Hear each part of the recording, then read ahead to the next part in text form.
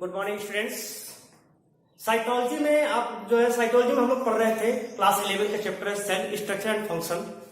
इसमें हम लोग प्लास्टिड, माइटोकॉन्ड्रिया, एंडोप्लाज्मिक रेटिकुलम ये 3 ऑर्गेन्स पढ़ चुके हैं। आज चौथा ऑर्गेन्स हम लोग पढ़ेंगे वो राइबोसोम।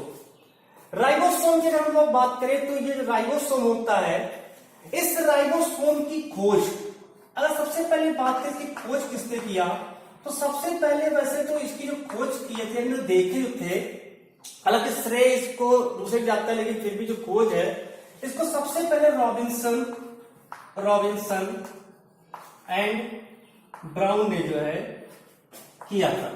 1953 ईस्वी में रॉबिन्सन था, ब्राउन ने इसे सेम जो लोबिया होता है, यानी कि सेम की जो जड़ कोशिका है, उन सेम की जड़ कोशिकाओं में सबसे पहले देखा था। लेकिन असल में इसका जो खोज का श्रेय जाता है वो पैलाडे को जाता है, क्योंकि पैलाडे ने 1955 ईस्वी में इसे एनिमल सेल में देखा था, इसे जंतु कोशिका में देखा था। अतः इसकी जो खोज का श्रेय जाता है वो पैलाडे को जाता है।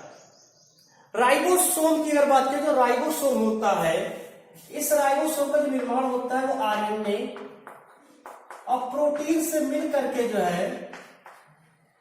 राइबोसोम बनता है। जो राइबोसोम है, इस राइबोसोम का निर्माण जो होता है आरएनए और प्रोटीन से लगभग समान भागों से, आरएनए लगभग समान भागों में प्रोटीन जो उपस्थित होता है, दोनों के भाग लगभग समान होते हैं।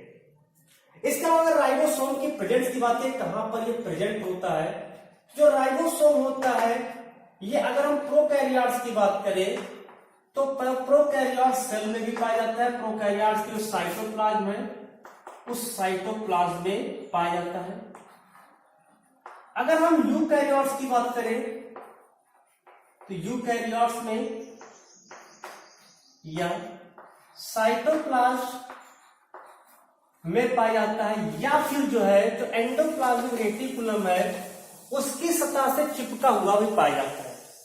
इसके अलावा यूकैरियोट्स में ये माइटोकॉन्ड्रिया में पाया जाता है, माइटोकॉन्ड्रिया में जो उपस्थित होता है, और क्लोरोप्लास्ट में भी ये पाया जाता है। तो इस तरह से जो राइबोसोम होता है वो प्रोकैरियोट्स एंड यूकैरियोट्स दोनों में पाया जाता है। और जो राइबोसोम की अगर बात करें तो ये स्मॉलेस्ट मेम्ब्रेनलेस आवरण विहीन मेम्ब्रेनलेस ऑर्गेनेल्स होता है, मतलब इस पर आवरण नहीं पाया जाता है, मेम्ब्रेनलेस ऑर्गेनेल्स होता है। तो सबसे छोटी ये कण होती है, सबसे छोटा जो सूक्ष्म कण ये होता है। इसको चूंकि आरएनए और प्रोटीन की उपस्थिति के कारण इसको राइबो न्यूक्लियो प्रोटीन पार्टिकल के नाम से भी जानते हैं। इसे राइबो न्यूक्लियो प्रोटीन पार्टिकल के नाम से भी जानते हैं, RNP, ribo nucleo protein particle, RNP के नाम से जिसको जानते हैं। राइबोसोम कहां पाया जाता है ये पता चल गया। अब बात करते हैं इसकी साइज की, राइबोसोम की साइज क्या होती है। जैसे सबसे छोटा है तो इसकी साइज लगभग 150 से लेकर के 250 एंगस्ट्रॉम तक ये होता है। 150 एंगस्ट्रॉम से लेकर के 250 एंगस्ट्रॉम तक इसकी साइज होती है। और इसके सेडिमेंटेशन के आधार पर बात करें, on the basis of sedimentation coefficients, अवसादन गुणांक के आधार पर अगर हम इसको क्लासिफाइड करें तो अवसादन गुणांक के आधार पर 2 प्रकार के होते हैं। एक होता है 70s राइबोसोम और दूसरा होता है 80s राइबोसोम। जो 70s राइबोसोम होता है इसमें 3 प्रकार के आरएनए होते हैं, 5SR आरएनए, 16SR आरएनए और 23SR आरएनए इसमें पाए जाते हैं। और प्लस इसमें 55 अणु 55 मॉलिक्यूल्स प्रोटीन के भी पाए जाते हैं। इसके अलावा अगर 80s राइबोसोम की बात करें तो इसमें 5 SR RNA, 5.8 SR RNA, 18 SR RNA और 28 एसआर आरएनए पाया जाता है और प्लस 82 अणु जो है प्रोटीन के उपस्थित होते हैं। अगर हम 70S की बात करें, 70S में 2 सब यूनिट होती है। 70S की बात किया जाए फिर से 70S, तो 70S में 2 सब यूनिट होती है। एक जो है लार्जेस्ट जो होता है वो 50S होता है और इसको जो होता है ये 30S होता है। जो दोनों सब यूनिट होते हैं ये आपस में मैग्नीशियम आयन की उपस्थिति में जुड़ते हैं। ये आपस में यहां पर जो है मैग्नीशियम आयन की उपस्थिति में दोनों सब यूनिट इस तरह से आकर के जुड़ते हैं, ये और ये। तो इसके बीच में यहां पर मैग्नीशियम आयन की उपस्थिति में जुड़ता है। अगर मैग्नीशियम आयन की सांद्रता जैसे यहां पर कम हो जाती है तो दोनों जो सब यूनिट है, दोनों सब यूनिट आपस में अलग होकर के ये अलग अलग सब यूनिट बन लेती है। तो इस तरह से 70 राइबोसोम जो है इसमें 2 सब यूनिट हो जाती है, यानी कि एक जो है 30 और प्लस 50 और दोनों आपस में मैग्नीशियम आयन की उपस्थिति में जुड़ते हैं। इसी प्रकार 80S की अगर हम लोग बात करें तो 80S में भी 2 सब यूनिट होती है। एक छोटा होता है 40S और एक बड़ा होता है 60S और दोनों यहां पर भी मैग्नीशियम आयन की उपस्थिति में जुड़ते हैं। यानी एक हो गया यहां पर 60S और एक हो गया 40S, दोनों मैग्नीशियम आयन की उपस्थिति में जुड़ते हैं। कभी कभी क्या होता है कि जो 80S जैसे मान लेते हैं ये 80S राइबोसोम है प्लस एक और 80 राइबोसोम आपस में ये 80S, ये भी 80S। जब मान लेते हैं मैग्नीशियम आयन की सांद्रता की 10 गुनी अधिक बढ़ा दी जाए, मैग्नीशियम आयन की सांद्रता 10 गुनी अधिक बढ़ा दिया जाए तो 2 राइबोसोम आपस में आकर के जुड़ जाते हैं इस तरह से और इसको कहते हैं डाइमर। अब मान लीजिए एक्टिया है, एक्टिया तो इसकी जो माप होती है वो 120S जो है होता है। पहले बता चुके S मतलब होता है स्वेडबर्ग यूनिट, S जो यहां लिखा है इसका मतलब स्वेडबर्ग यूनिट। तो इस तरह से जो है ये डाइमर भी कभी कभी बन जाता है। तो दोनों यूनिट होते हैं, जैसे छोटा और बड़ा जो होता है ये प्लस, तो ये यहां पर भी मैग्नीशियम आयन की उपस्थिति में ही जुड़ता है। इसकी सांद्रता यहां पर जो है वो कम होती है। लेकिन अगर मैग्नीशियम आयन की सांद्रता को 10 गुना ज्यादा बढ़ा दिया जाए तो 2 राइबोसोम की इकाइयां आपस में जुड़ जाती है और जुड़ करके डाइमर बनती है। अभी हम बात करते हैं, इनकी बात करते हैं 70S और 80S राइबोसोम की। 70S राइबोसोम में 2 पार्ट्स है, 50S लार्ज जो उसका सब यूनिट है, 30S जिसका स्मॉलेस्ट सब यूनिट है। 80S में भी 60S राइबोसोम लार्जेस्ट है, 40S जो है स्मॉलेस्ट है। दिमाग में क्वेश्चन ये आता है कि अगर 50 और 30 है तो ये 80 होना चाहिए था, ये 60 और 40 है तो 100 होना चाहिए था, लेकिन इसकी माप क्यों कम बताई गई? जो स्वेडबर्ग यूनिट है ये कम कैसे हो गया? तो उसके समझेंगे कि इतनी तेज, जैसे मान लेते हैं यही हाथ है ये और एक ये, अब इसकी अगर माप लिया जाए तो कुछ और होगी, इसकी माप अगर ऐसे लिया जाए तो कुछ होगी। लेकिन अब इन दोनों को ऐसे करके कुत्ते दबा दिया जाए। अब जब कुत्ते दब जाएगा तब इसकी जब माप लेंगे तो माप कम आएगी। तो उसी प्रकार जो दोनों सब यूनिट होती है जब वो आपस में तेज चिपकते हैं तो उसके बीच में जो थोड़ा चपटा हो जाता है, फ्लैट हो जाता है, और जैसे थोड़ा सा फ्लैट हुआ, स्पंज लाइक है, फ्लैट हो गया, उसकी साइज कितनी छोटी होती है। इसीलिए इसकी साइज जो है जब मैग्नीशियम आयन की उपस्थिति में दोनों आपस में तेजी से जुड़ते हैं, खूब तेजी से, तो इससे क्या होता है कि यहां पर जो है कुछ भाग उसके दब जाते हैं। यहां देखिए हमने यहां पर थोड़ा सा गोल सा बनाया है, देखिए चपटा बना दिया। तो इसमें क्या होता है कि कुछ यूनिट जो है कुछ माप कम हो जाती है, तो इसको स्वेडबर्ग यूनिट कहते हैं। मतलब स्वेडबर्ग यूनिट अवसादन गुणांक के आधार पर इसको मापा जाता है। अवसादन गुणांक एक मशीन है, अल्ट्रा सेंट्रीफ्यूगल सेडिमेंटेशन कोएफिशिएंट, एक यंत्र है, उस मशीन में डाल करके उसका जो माप लिया जाता है। तो अब इसके पहले बात करते हैं यहाँ पर, तो समझ में आया कि किस प्रकार से इसकी जो सब यूनिट है वो यूनिट में जब कन्वर्ट होता है तो उसकी माप कुछ छोटी हो जाती है। अब इसमें हमने लिखा है कि इसमें 70s में 5S, 16S, 23S आरएनए पाया जाता है। 80s में लिखा है कि 5S, 5.8S, 18S और 28S आरएनए पाया जाता है, 4 प्रकार के। फिर दिमाग में आता है कि इसमें से जो यहाँ पर है, इसमें से कौन कौन से आरएनए किसमें पाया जाता है। तो इसे ध्यान देंगे, जो 50 आरएनए होता है इसमें जो है यहां पर जो है 5 SRRNA पाया जाता है और 23 SRRNA पाया जाता है और 34 अणु प्रोटीन के भी पाए जाते हैं। यदि ध्यान दें 34 अणु पाए जाते प्रोटीन के, जबकि इसमें अगर हम बात करें तो इसमें जो है 16 SRRNA पाया जाता है और 21 अणु प्रोटीन के भी पाए जाते हैं।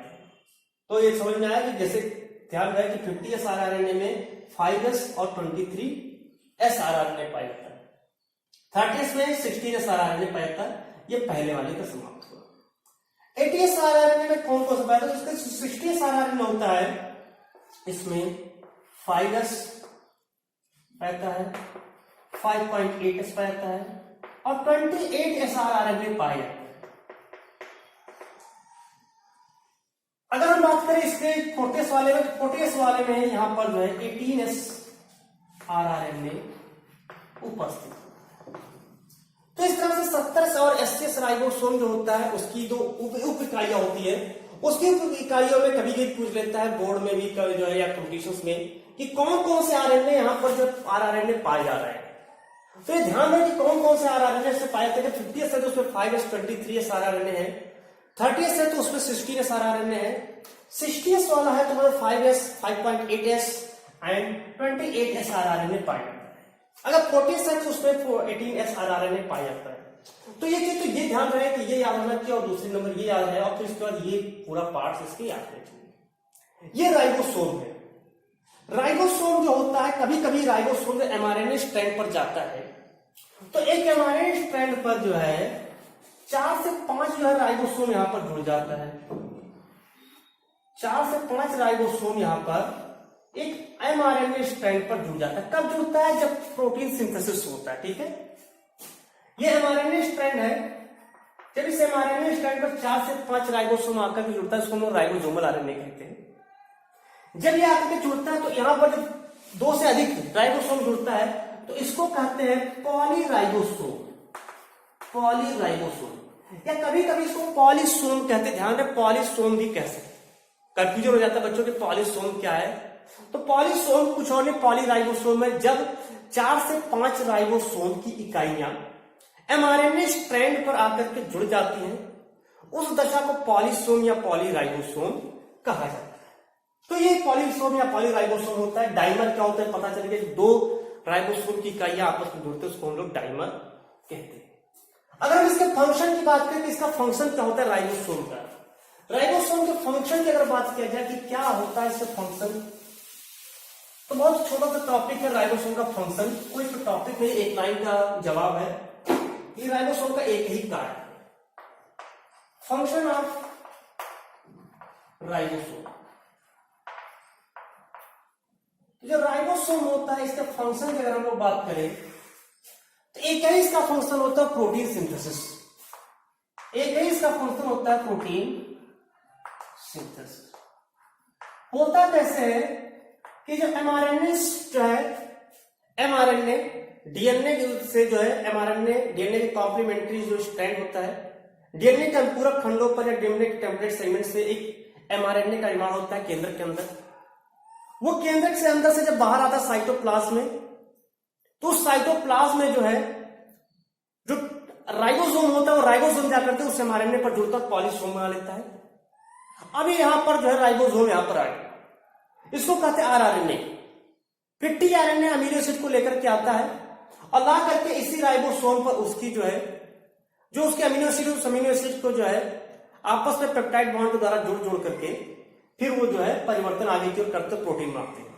असल में जो पूरा जो रोल होता है वो रोल राइबोसोम का ही होता है, क्योंकि तो राइबोसोम की जो छोटा यूनिट होता है 40s वाला होता है।